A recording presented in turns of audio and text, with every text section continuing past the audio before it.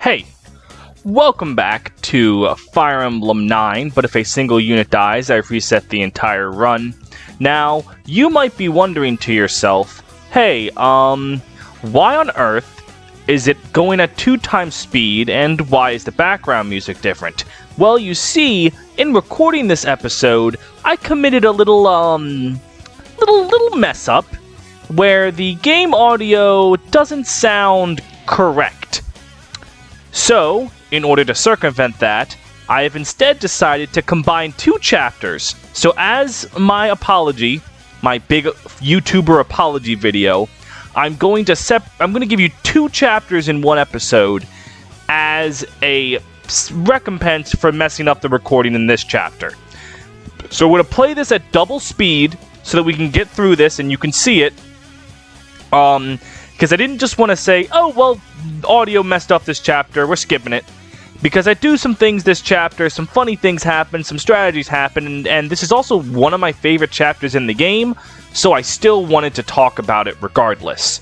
So, I hope you'll all bear with me as I talk about this, and kind of give you the abridged version of what all is going down. So, to start us off, I can do my unit review corner of our 3 new units, Kirin, Braum, and Nephne. And you'll notice, of those 3, I have only started using Kirin. That is for a reason. Kirin is, he has everything Fire Emblem 9 wants a unit to have. He starts by using an axe, immediate plus. He is mounted, also a plus. He has pretty good base stats. You see where I'm going with this. His one problem is with Gamble. It's his skill that he comes with. It halves his chance to hit, but doubles his chance to crit. He's an axe user, so his skill's not exactly the best anyway, so I just removed it, because you can't control when you turn it on. Which, when I did that, I was very positive that was correct. But now that I'm recording this in post, I'm wondering if I deleted Gamble for no reason. Not that I'd ever use Gamble. It's way too risky of a move to even use. So, if you could not use if you could choose to not have Gamble on, we'll just say I removed it for the room for better skills. Yes.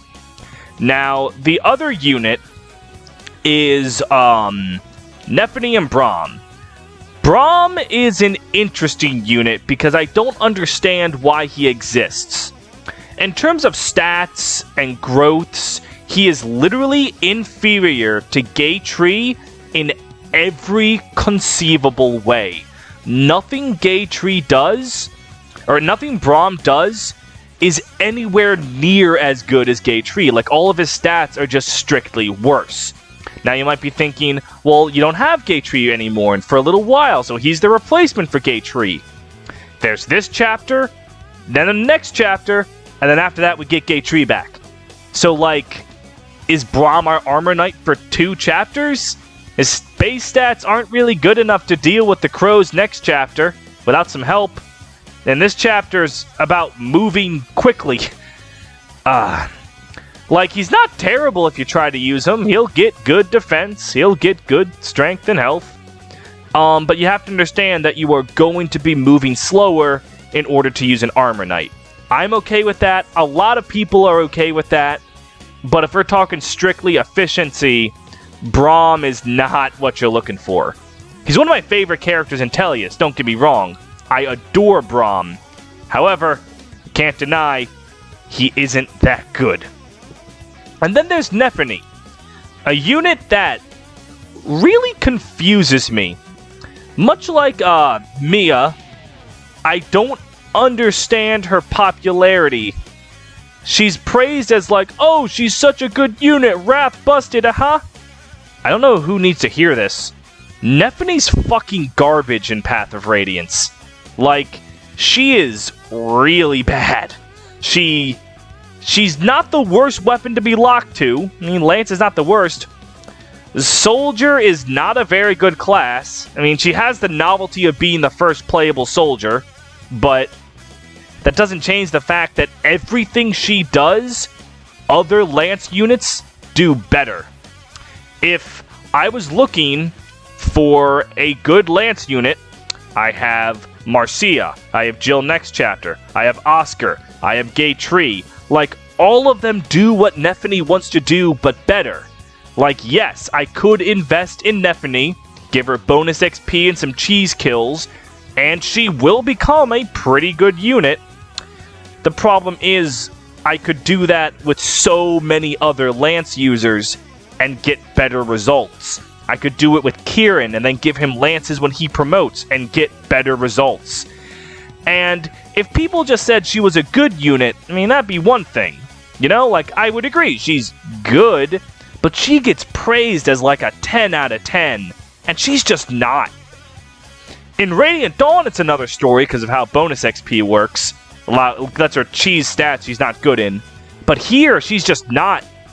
And, like, personality-wise, I've always thought Braum was more interesting and likable. Nephne's just kind of stutters, and then leaves. I don't know, I've just never found her to be as good. But then again, that might just be my weird tastes with Tellius. Like, the fandom's favorite characters are, Mia and Nephne, whereas my favorite characters are Braum and Morum. Like, I think I just have weird tastes in the Tellius community. Like a lot of units in this game, if you want to use Nephne, you certainly can. Like I said, using her, you get a good payout, just not a payout that screams best ever, which I see many claim, and that's my main point of confusion about Nephne. Anyways, now time to talk about this chapter. This chapter is, like, my favorite in the game. For story-wise, like, seeing Ranulph get beaten just when they realize he's a Lagoo. Like, they've been talking about the prejudice. That's your first time seeing it firsthand. So, it's a very good chapter story-wise. And gameplay-wise, this might be my favorite chapter in the game. Because, as a lot of Path of Radiance fans know, there is a house that the Black Knight will come out of and absolutely demolish you in. It's that house right next to Leith, Mordecai, and Soren. And it's infamous, because a lot of new players don't know it's happening, but if you pay attention to what the plot before the chapter starts, it tells you that he's in that house specifically, because that's the cutscene that Makoya, the boss of this chapter, walks into. So you know that's the house the Black Knight's in. Beyond that, like Makoya says, if you could wait a while and then come out, because if you show up, it'll be over in a flash, which, not incorrect. So you know he's there, but your brain might not entirely process that that's what they're doing. So I don't think it's the game's fault if you died of the Black Knight who comes out from there. The other thing is that makes this chapter interesting is this is a bonus XP objective that's actually really clever. You hear in a base conversation that those men to the right, they're vigilante militiamen who are just there to protect what they think is a threat to their town. Because, you know, Dayan's lies and propaganda. So you know they're not bad people. And they're worth, I believe, 50 bonus XP for each one you spare. And normally the bonus XP for doing things isn't worth it. But they're level 1 and 2 Myrmidons. They just aren't going to give you 50 XP for killing them. So it actually, from a gameplay perspective, makes sense that you don't want to kill them. So it's a bonus, but, and here's the other thing, Zahark, a recruitable unit, is right there with them. So how do you spare them, but also recruit Zahark? Also, Kieran, nice job, missing 2 70s in a row. I believe they're 70s. So it creates this very interesting dilemma where you gotta talk to Zahark with Leith or Mordecai, but also not put Leith and Mordecai right there because they'll die to the vigilante, or they'll kill the vigilantes. It's an interesting little thing. Now what you see I'm doing there is I'm playing tiptoe behind Zahark's range and Makoya's range, because what triggers the Black Knight isn't necessarily an amount of time per se. The Black Knight's spawn will trigger when a unit ends their turn in Makoya's range. When the boss starts to move, that is when the Black Knight gets out of his house. And you'll see what I mean here after I deal with these knights here. So if you time when you decide to have Makoya show up, the words, use my words. You can time when the Black Knight shows up so that he isn't going to just demolish you. And the Black Knight is, at least in normal difficulty, I don't quite remember if this is true in higher difficulties. The Black Knight does not... He shows up at the end of the enemy phase. He's a reinforcement, but he's not an ambush spawn. Because if he was an ambush spawn, that would be a little fucking scary. And the other thing about the Black Knight is, he doesn't move on easy and normal mode unless something's in his range. If something is near that house and he can walk up to it and attack it, he will. And this is when Jill shows up. She wants to be racist, but Haru's too lazy to be racist, so he just tells her to keep going. So, I'm a little scared here, because I don't remember how much move a general has.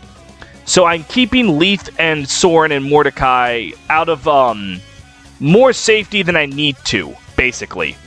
Just because I don't remember the general's move. Anyways. So, the Black Knight... On hard mode, he'll move, but not his full movement, because again, that would be a little much. But on hard mode, he'll move, I think, 2 or 3 spaces. I think 2, maybe it's 3, towards whatever he can get to.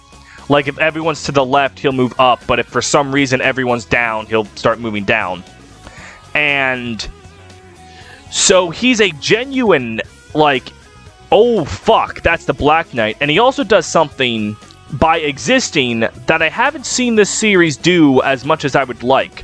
They do it with Arvis in Fire Emblem 4 and with Zephiel in Fire Emblem 6, where they show you the strength you're eventually going to have to overcome.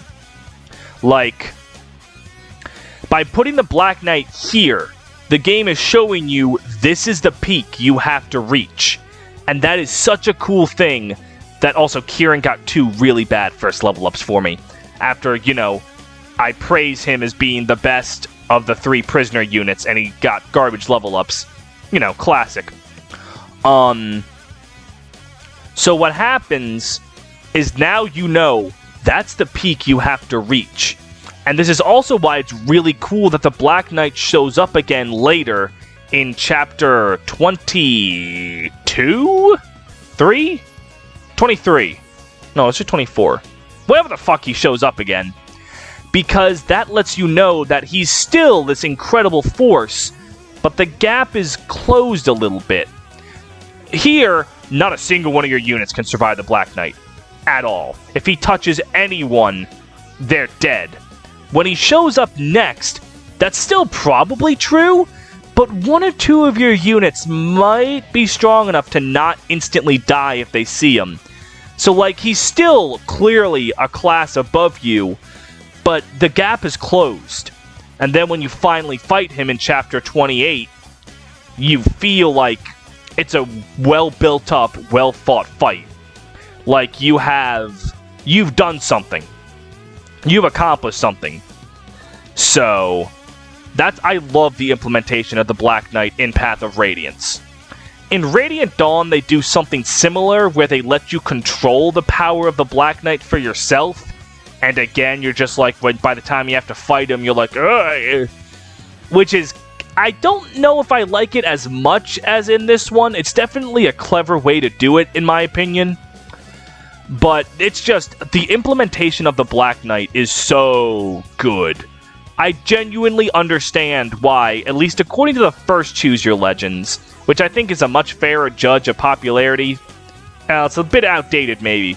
But the Black Knight is consistently like, he was the fan-favorite villain. Like, in the first Choose Your Legends poll, the Black Knight was the most popular villain in the series. Which is kind of hilarious that the most popular villain isn't even a main villain. Like, the Black Knight's not the main antagonist in any game he's in. If I remember correctly, the most popular main villain in those polls was, Leon. But, still, like, I understand the Black Knight's popularity. and I think it is very well deserved. Hey Reese, there we go. This was not a very good chapter for level ups for me. Like, this chapter was not the kindest. So yeah, we're wrapping up here. Oh yeah, I forgot to describe what the fucking Arrive map was, because I don't think it was ever used again outside of Tellius. Arrive maps are where you need to seize, but you can seize with anyone. That's literally it. You can, you just have to get any unit to the Arrive square, and they'll arrive and end the map. That's it. So yeah, this is one of my favorite chapters in the series even. I just love everything about this chapter from every perspective. And we are almost wrapping up here. Now, next episode, the audio issue isn't quite fixed, but like, next chapter, but it's tolerable. Like, you can actually, hear it. You can't do that with this chapter. So I am going to almost be able to pass off to myself, and we will be able to go to the second half of this episode. Again, my apologies for messing up the audio. I just wanted to play this episode out in case, like, I don't think anyone here is, like, going to accuse me of cheating, but I just wanted to make sure that like, you saw the whole journey. So I'm not going to let my screw-up mess that up. Thank you guys so much, and I'll see you in the next chapter. This ends my post-commentary, and now it's time for the live commentary. Last time, there were some complications. This time, hopefully, there will be no complications. And, as always, starting us off in the no complications, it's bonus XP time. We can get Maya up to something hopefully better than that. Might be time to stop using her soon. And then other than that, we can top off Marcia. Get a good bit of level up here. We're nearing promotion time for a lot of these units. Cool. Looking cool. Marcia, almost capped speed. Wasn't Oscar really close? Why is Oscar all the way back there? Boyd. I don't think I want to give him too much, because he's capped his 2 best stats, but we can hope for some skill. Yeah, no, okay. It's going to be time to promote Boyd. Beyond that, Oscar still has plenty of stats to grow. Also known as all of them other than health. So, skill, luck, and resistance. Not sure.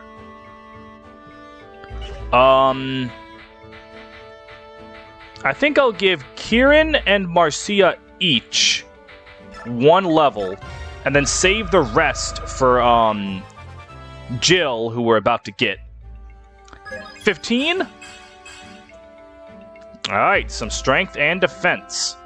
Good job, Kieran. Marcia, and then we'll save the rest of that 600 for not only a unit that we're getting this chapter, Jill, but also because that's what happens when I try to use bonus XP. Alright. Save.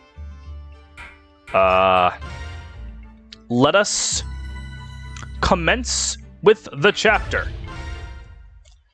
I don't really care about anything that's being said. Choose units. Alright, I don't want Zahark. I don't necessarily need Mordecai. Oscar. I need Soren and Reese in there. So, Liana can take a hike for Soren. And then for Reese... What the hell with Maya? The main thing, though, is I forgot. We gotta take a trip back to the base. Because I forgot what I wanted to do. With, where the fuck is he? Boyd. It is time for the first promotion of the run. Look at this holy light. God himself has looked at Boyd's muscles and went, yeah, this is the guy. And with the light of the goddess herself, Boyd now possesses a really cool helmet. He is promoted to warrior. With absolutely ridiculous health growth there, by the way. 6. But beyond that, that now means we can put the hammer away and take an iron bow. And that was it. Yes. Cool. Leaving the base. And now we're going to reposition ourselves. The thing is that these crows are actually kind of powerful. Especially Seeker over there with his demi-band. He does have a blue gem, though. But looking at what we got right here, we got room for one more unit. Who did I drop you for? Volk? Oh, yeah, we got Soth. Forgot about Soth. Yeah, we got Soth. Anyways. Yeah, let's start. Begin now. Now, if we want to take a look at the status screen, real quick, or guide. Not guide. Did not have a screen? No, that's the select thing, right? Yeah, start. There were only 6 enemies. How could this possibly be that difficult? This can be a little spooky. I'm not gonna lie to you. There is definitive ability to spook. We can move Marcia right to over there. Do they have Kanto? I don't remember. They do not have Kanto. Okay, cool. And just making sure here, because these Raven bastards all around definitely have the ability to do some major damage. So there's 3 down there. 1, 2. There's the other one. I was like, where the fuck is the last one? Alright. And now with this, we end the turn, and the enemy phase commences. The first Raven to strike, and this is, I think, the only chapter in the entire game where all enemies are Lagoo. There are chapters all around where they're sprinkled in, but this is the, I believe, only chapter in the game comprising of entirely Lagoo enemies. And it's kind of a slow one. The thing with these Ravens is they're all fast. That's the problem. Which means their main thing they do that's scary is have the ability to pick apart your frailer units. They don't actually have much ability to hurt, like, Ike or Marcia. Like, they aren't afraid of them. It's your everyone else that's a little spooked. They're also hard to hit, so you can definitely have some problems just being able to hit them. And if you miss one, suddenly they're able to fly around and kill Reese. So you gotta be careful. Mainly for Reese. Just don't let Reese die. He's the problem child here. Now, beyond that, Soren is one of your best ways to deal with them because he, because he's motherfucking Soren, is definitely fast enough to hurt them. Soren does not double them. And since wind magic is effective against flyers, he can like one-round them. I think Soren, maybe my promoted Boyd, and I guess Rolf, if you've been babying him, are the only ones capable of actually killing these guys. But they do give a sexy amount of XP if you kill them. And they all have miscellaneous stuff.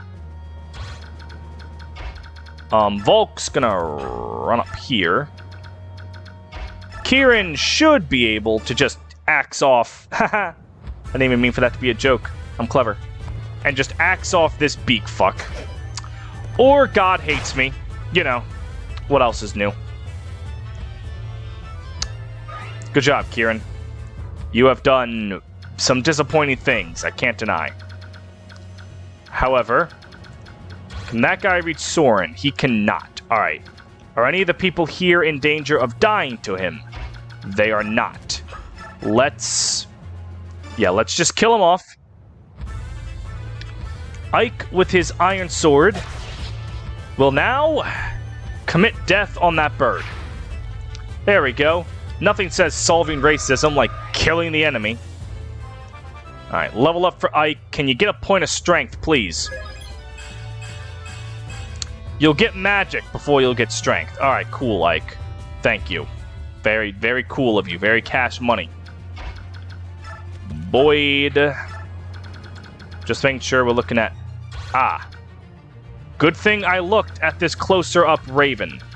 He can just swoosh all the way around to get to Soren. And now he can't. Marcia, I think, needs healing the most out of everyone here. So, healing to Marcia, we will give. Alright. Now it is time for us to end the turn. We'll have 3 Ravens coming at us at once, but that's not... Why is it always Titania? What about her is so scary? I don't understand. Like... Alright, a level up. Level 5 now. You've gotten, like, nothing but great level ups. Will that continue? Yeah. Well, I'll say that it does. Good job. Titania's getting attacked again. The fuck? What are you so scared of? Or rather, do you don't think, like, Oscar is a better target? It's Titania? Really? Okay, if that's what you think. You only attack Oscar if you're contractually obligated to. Alright, I remember having a lot more trouble with this chapter as a kid.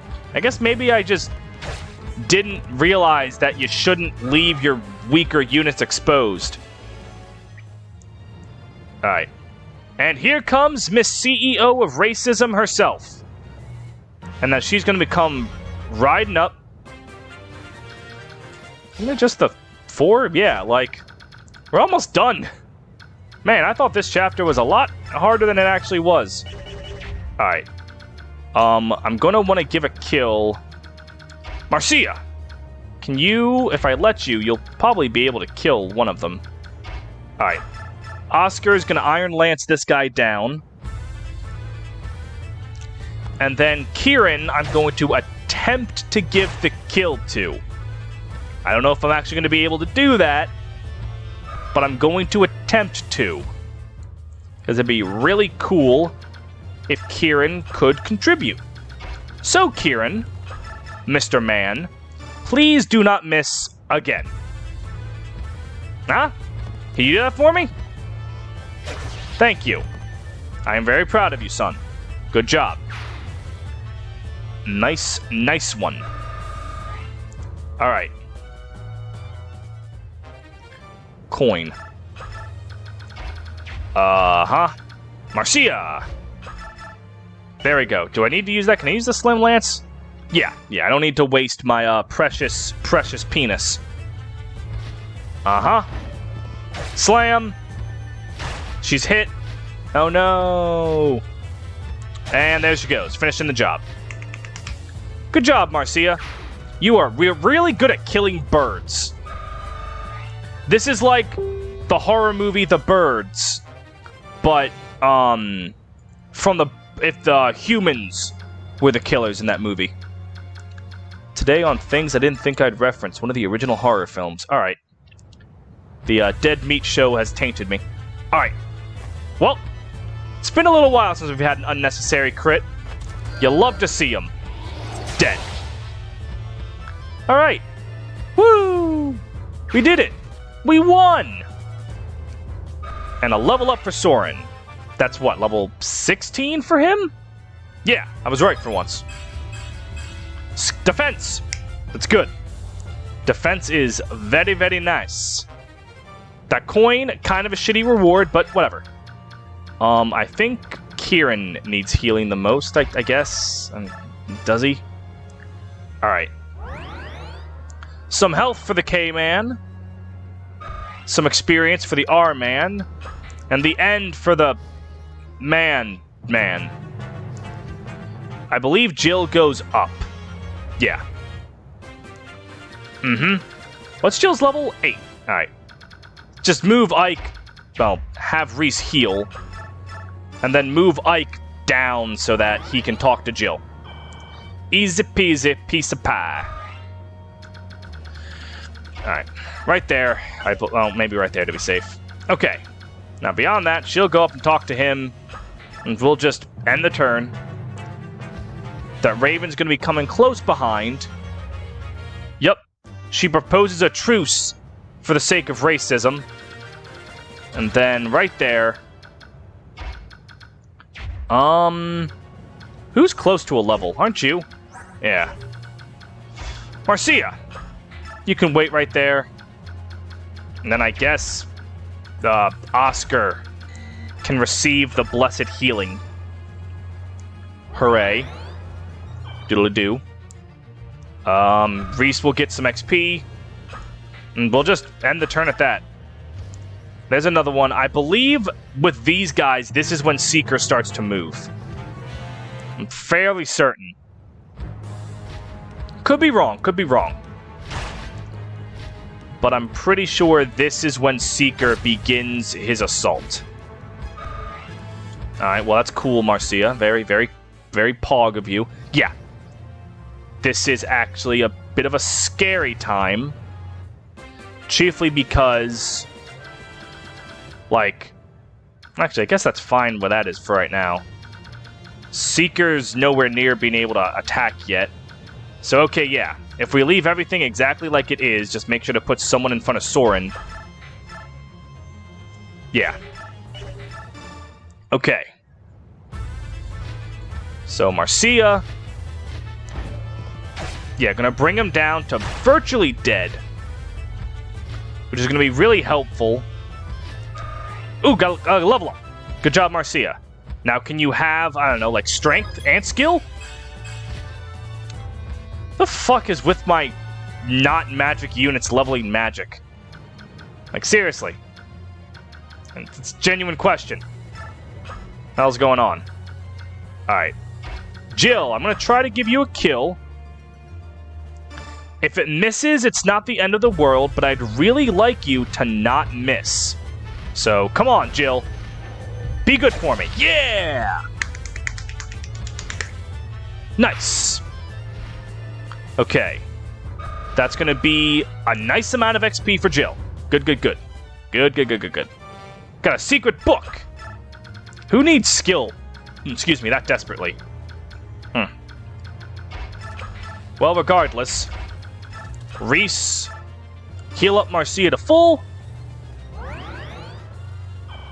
I probably also want to move Volk back. I don't think Volk's going to be able to... Why the fuck did I bring Volk? What did I expect him to accomplish? Alright. The turn is ending. Yeah, he's going after Kieran. Not too surprised about that. Now, Kieran, can you please hit? I would greatly appreciate it.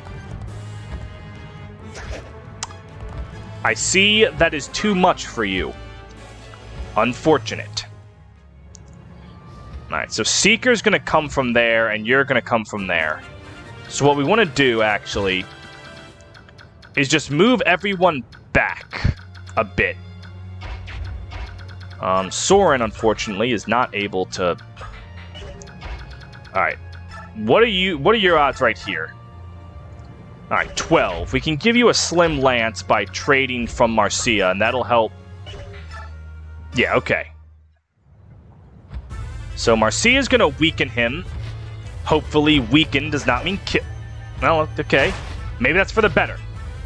Maybe that's just gonna help her, Yeah, because now with Kieran's attack, we should be able to weaken it. Well, if Kieran hits. Okay, are you gonna miss 2 64s in a row, Kieran? Come on. Yeah, you're not.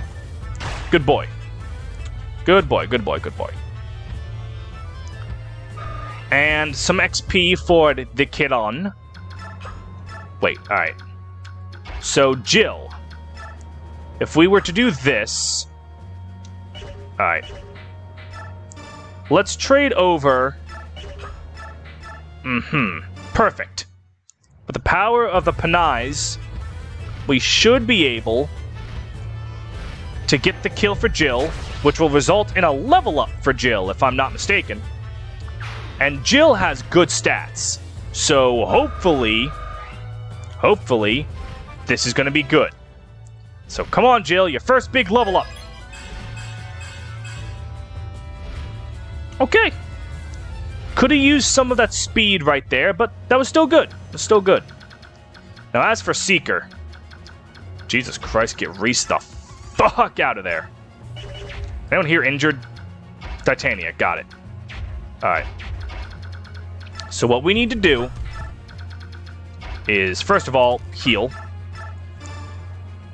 Uh-huh. Now, Titania is nice and hardy. Okay. So now, as for... Yeah, okay, I know what I'm doing. Basically, Seeker is going to go after, Boyd. Let me turn that off. And then you're going to go after Ike, and maybe also Boyd, but even if you both go after Boyd, you're not fast enough to double him. Neither of you are. So we can just end right here. Oh, there's another crow that shows up. That's mildly annoying. Okay. And here is the boss against Seeker, who is here to plunder. Cool story, bro. You picked the wrong crew to plunder from. Boyd getting a little bit of XP there. And now Ike is going to get also XP. Oh, fucking nice dodge. Against the fucking hawk? That's impressive. There was a Lagu Slayer in the convoy I completely forgot about that would have been helpful for this. Oh well. So now Leaf can no longer attack. Oscar is super close to promotion, so killing Seeker will probably be able to push him over that edge if he was able to hit. But if he were to be given a penis, there's a way. Maybe I kind of want Jill to get the kill too. And also help her. Reese also could use it. A lot of people could use XP. Unfortunately, Reese doesn't have the ability to get it. Let me think here. Soren can definitely kill this. Or can he? No, he can only come close to killing that. And then Ike can get the kill, because he is a little underleveled. Sure, okay. L-wind it, baby. Show us that slightly more impressive wind magic animation. Slightly more impressive. Well done. Some XP for Soren. Iron Sword. You're gonna run up. Slam! Bird go down. And fade into the void. Followed by... Damn, no level up for Ike. Okay, it should be fine. We're fine. As for this guy... I would really like... this is gonna weaken him to a very, very weak amount of health. Slam, down to 4. Oscar's gonna get hurt. Not that big a deal. And he's gonna get a modest XP yield. Now, Jill. It's a 14. Trade over the Slim Lance. Yeah, let's see how well you can do. Yeah, this should be fine. Does Jill have special dialogue and being racist? Nope. Alright, Jill. Get him! I'm falling. I mean, I guess you are a bird. Hanging. That ball. This entire chapter is kind of forgettable. Like, it is kind of important to have like the dragons come help, because first of all, that's like, oh, the dragons aren't supposed to help, but why? And also, like, Nasir's existence is kind of If I remember correctly, it's kind of hinted at here by the fact that they help you. This whole chapter is kind of funky. It's next chapter that something actually happens that's relevant. I can give Jill one more kill, or I can get Oscar ready to promote next chapter. We'll give Oscar the kill. Reese should cheese some health out first, though, or some XP out first, though. Mend. Reese will get a level up. He is now level 13, I think? Yeah, what do you got for us? That's Reese. Alright. Beyond that, Oscar, get the kill. Probably level up. And then we'll have a paladin on our hands next chapter. The first of like 3. There are 4. We have Titania. What am I talking about? There we go. 76. Arm scroll. Yay. And there we go. Another chapter in the bank. Let's see. 509. This is 31. Yeah, I think I can actually just end it here. And next chapter, it's the return of the boy. Hell yeah.